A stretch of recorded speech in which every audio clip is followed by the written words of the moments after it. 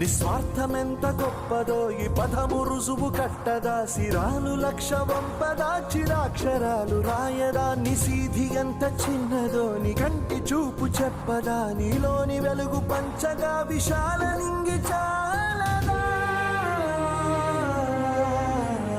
మనుష్యులందు నీ కథ మహర్షిలాగా సాగదా, మనుష్యులందు నీ కథ మహర్షిలాగా సాగదా.